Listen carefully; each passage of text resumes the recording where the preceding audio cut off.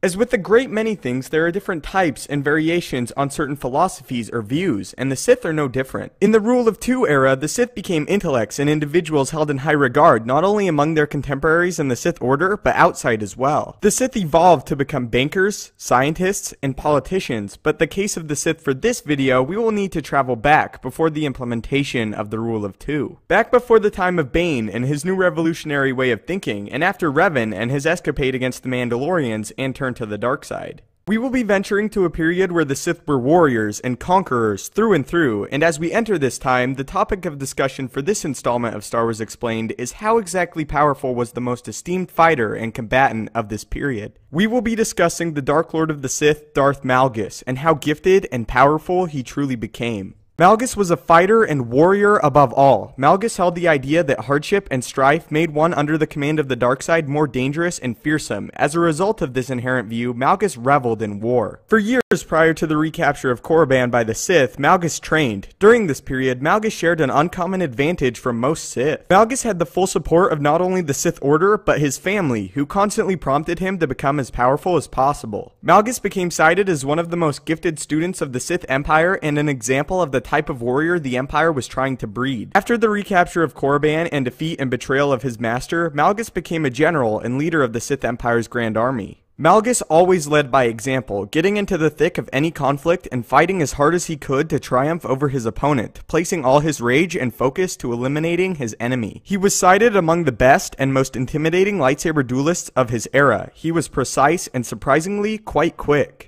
But above all, the thing that aided Malgus the most in his duels were his constant and treacherous power strikes. He was known to overwhelm his opponents through a barrage of power strikes, staggering his enemies and placing them in prime positions for killing blows. During lightsaber duels, Malgus used all his hatred and rage to fuel the fight, being an extremely aggressive practitioner of Form 5 lightsaber combat. He was also, most times, aware of when to pull back and mount a defense, although sometimes he became too engulfed in the heat of battle to do so. Malgus also displayed quite the affinity to saber throw, not throwing his blade at one opponent, but guiding it to execute several. The only criticism thrown Malgus's way concerning his dueling skills is that he could occasionally become too worked up and lose control over himself. He has been criticized in the past of only focusing on himself and the moves of his opponent, rather than factoring all the things contributing to the duel, including his surroundings and other individuals around him. Besides these very minor chinks in the armor, Malgus was a precise and powerful duelist, with legendary Sith Lord Darth Vader later training through text left behind by Malgus, and somewhat modeling his dueling around the foundation Malgus had built. As a Force user, Malgus was also notable, being a capable user of Force lightning, and on one occasion using it to kill multiple Jedi simultaneously. He also somewhat practiced obscure abilities, with him mastering the power of Force Maelstrom, which involved the user to engulf themselves in a protective bubble with the Force,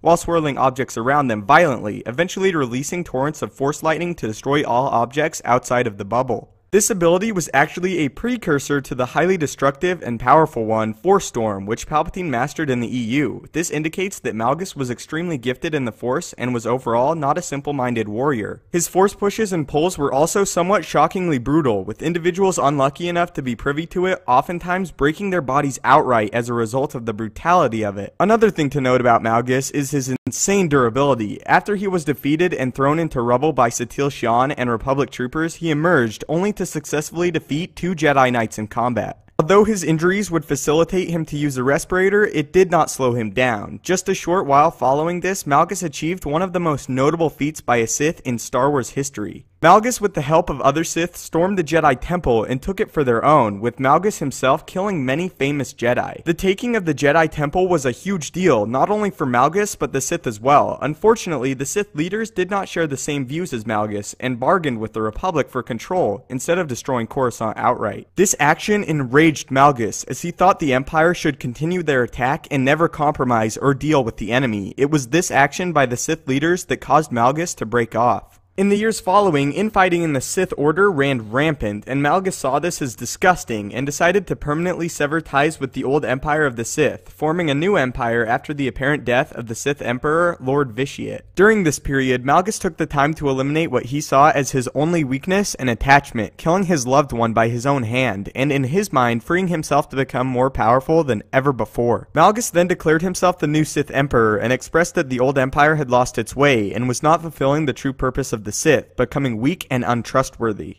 Malgus then informed the Dark Council that he had begun with the production of a droid army and that the galaxy would soon fall into his grasp. As a result of this, the Dark Council assembled a special strike team to eliminate the new false Emperor Malgus. The strike team sent to kill Malgus eventually infiltrated and fought their way to his throne room, where they engaged in a heated force and lightsaber duel. Malgus was still strong and a fierce warrior, killing many in the team, but eventually their sheer numbers won out and fatigue set in on the false Emperor of the Sith. Malgus was eventually forced off the edge of a platform to his death, which is what many fans and individuals in the Star Wars universe thought for years. Decades passed, and Malgus was unheard of, and his whereabouts were unknown, with all thinking he perished. Although one day, Malgus appeared before the Emperor of the Eternal Empire, Valkorion, who was formerly the Sith Emperor Darth Vitiate, now reborn in a new body. Malgus was presented to Valkorion frozen in carbonite, and it is currently still unknown how Valkorion or others retrieved him, or even if he is still alive. In closing, Malgus was a true Sith warrior, ranked above the best duelists and fighters the Sith Order has ever seen, with other legendary Siths such as Darth Vader and Darth Sidious finding his abilities and showings in combat noteworthy.